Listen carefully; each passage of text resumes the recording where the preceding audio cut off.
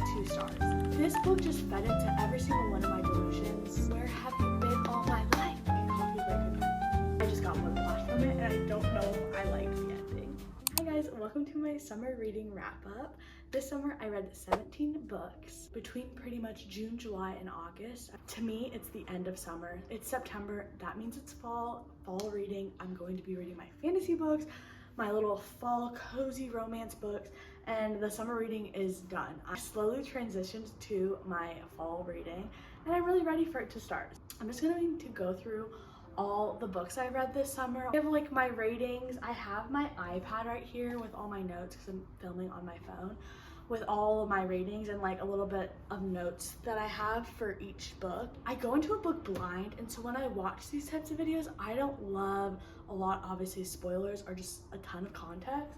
So I'm kind of just going to tell you guys the vibes, what I felt when I read it, and maybe a little synopsis, but not too much, because I like to go into the books blind. Hopefully, if you're like me, maybe this will be a good recommendation video for you guys if you want to read a summer book. Or some of these, I definitely feel like they would have been the perfect fall, cozy autumn read. So that could also be some recommendations for you. Let's just get started. The first book I read this summer was The Love Hypothesis by Ali Hazelwood. This was actually my first Ali Hazelwood book, other than I quickly read more of hers because she became my favorite. This one was a 4 stars for me. Honestly, such a quick read. I know I read this really quick, and the trope in this book, I ate it up. I love this trope. I really love this book. It was a good book to start the summer off. The next book I read was Yours Truly by Abby Jimenez. I kind of messed up with this book because I know I was supposed to start with Part of Your World.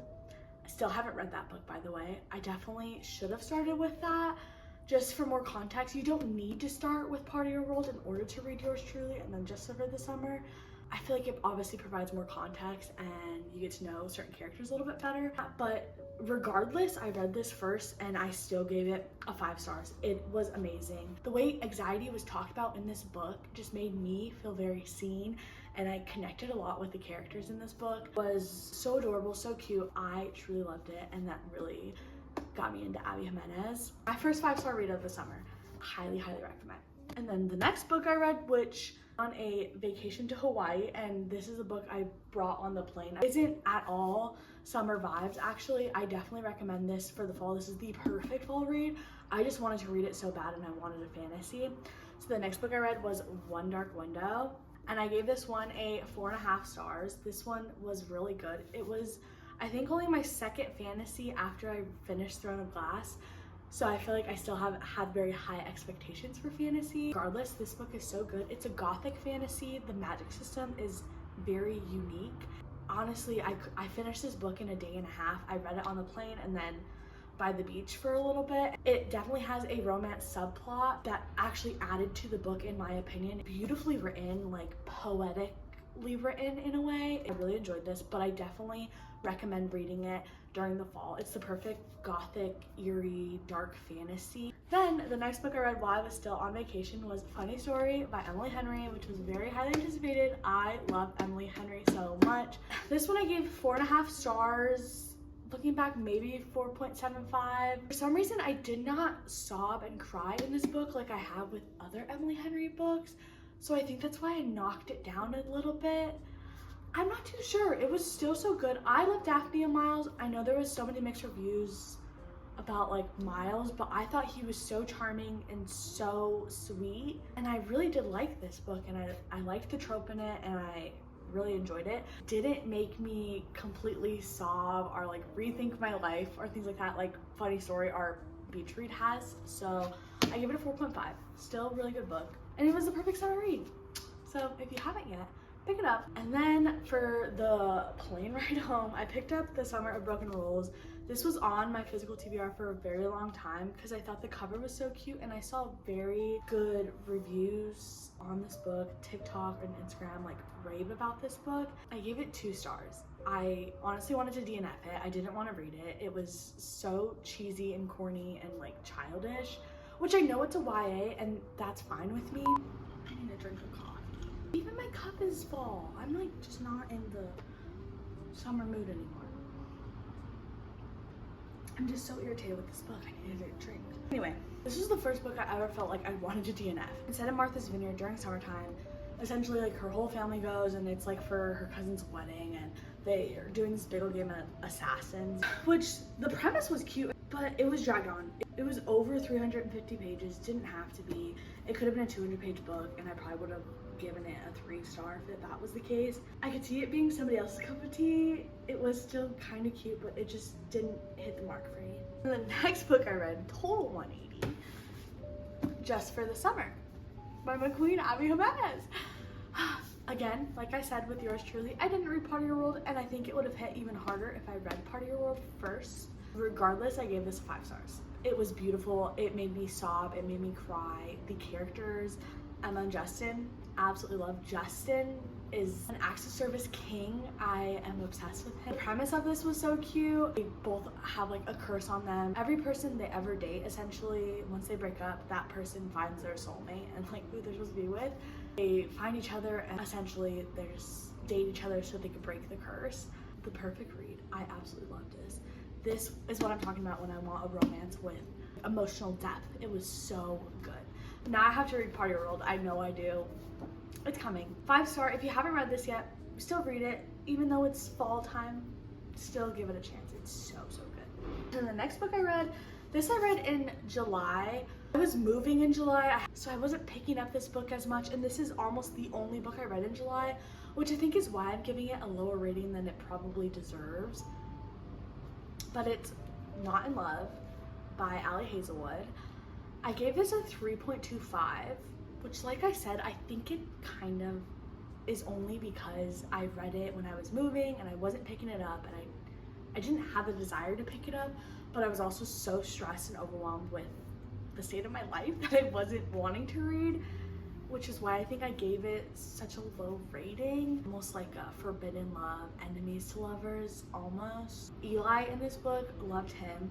Down bad for Rue, and I love that. It's still a good book. I still really liked it. I love the cover. I got the Barnes & Noble exclusive edition. Overall, a 3.25. Like I said, probably would have been higher if I didn't read it when I was moving. And the next book I read, Two Twisted Crowns, which is the second book in the Shepherd King duology. This one I gave a 4.5, 4.75. It was really, really good. I think the duology as a whole is beautiful. It's the perfect fantasy duology in my book. This one follows a few different POVs, which I love. There's 2 POVs in the specific book, Elm and the Nightmare, and that carried the book for me. Having Elm's POV was beautiful, and I loved Elm's POV. He really added so much to the story. Definitely cried. There's definitely a little bit more of a romance subplot in this book than the other book, I would think. If you haven't yet, these are the perfect fall read. Please read these fall. I wish I would have waited for the fall time to read these. They would have hit harder. And then I read The 7-Year Slip by Ashley Poston. Is that how you say her name? This book, 6-star plus, 5-star plus. It was amazing. This also feels a little bit autumnal, I feel like. Cozy almost, because of the magical realism in it. This book is a romance book, but it's a magical realism, so there's actually the main character, Clementine, kind of inherited this apartment that you go in and it puts you 7 years to the future, 7 years to the past, like magically, just in that apartment. It was so good. It made me cry, it made me sob, it made me look at grief. It makes me like want to go and hug everybody I love a little bit tighter. I've seen this hyped so much, so I was really nervous about it, and it was sitting on my bookshelf for a while. It deserves all the hype. It's so good. Probably my top 5 of the year. I love it that much. It's so... How many times can I say so good? 6-star plus. This was amazing. I read Love Theoretically by Ali Hazelwood. I think this one's my favorite out of all the books I've read from her so far. I give it a 4-star. Maybe even higher. It was really cute. It was super easy read. What the frick is this book about? The dude's down bad for her, and I love when that happens. You know what I mean? I just love that. That's my stuff right there. 4-star. Okay, coffee break again. And then I picked up Why I Love by Elsie Silver. Oh, Elsie Silver, where have you been all my life? A 5-star right here. Ford Grant. I didn't think I would be into cowboy romances per se. I feel like this is almost a cowboy billionaire romance. It's essentially a single dad romance. I never read something like that. A single dad romance. He's also a billionaire and he's like lives on a farm. I don't know. And it's also a brother's best friend. So you have brother's best friend, billionaire, and single dad. All those tropes. It honestly, it was beautiful. The child in this book didn't annoy me one time. Absolutely loved her, adored her. She added so much to the book actually, and I really enjoyed it. So 5 stars for this. And then I read a few books on my iPad through Kindle Unlimited because I signed up for a free month. So I read The Unhoneymooners, 2 stars. Nothing to write home about. I should have probably DNF'd it. I was not enjoying it at all. It was fun for a little bit, like the beginning, but I just like didn't feel their connection. I didn't love the way it was written. It was happened over the course of a few days. FMC, I don't even remember her name, was irritating me and I was getting a little bit annoyed. So 2 stars. I mean, I read it really fast, but honestly wouldn't read it again. That's in my opinion. And then I read The Bodyguard, which I gave probably 3.75 stars, which is pretty high. Maybe even 3.5 because I haven't thought about it since then. But this book just fed into every single one of my delusions about like Harry Styles or any famous person I've ever had in my entire life. It definitely fed those delusions. I ate it up. I thought the premise was pretty good, and like I said, fed my delusions, which is why I feel like I gave it such a high rating. I stayed up till 3 a.m. reading it because it was that good. But the last 60 pages gave me complete whiplash. I feel like it came out of nowhere. That ending was a wild ride, which is why I knocked it down. 0.25 or even a 0.5. Could have probably done without the ending. It would have still made the book fine. I just got whiplash from it and I don't know if I liked the ending. And then I picked up Summer Romance by Annabelle Monaghan? You see how small this book is? The quickest, the easiest read ever. 4 stars for me. It was so sweet, so cute, so fast. The pacing was perfect. Trope was adorable. Again, I really liked it. It also made me cry, and it was such a small book. Like, she packed so much into this, and I love that. There was never a moment where I felt bored or I didn't want to pick up the book. It was summer vibes. It was adorable.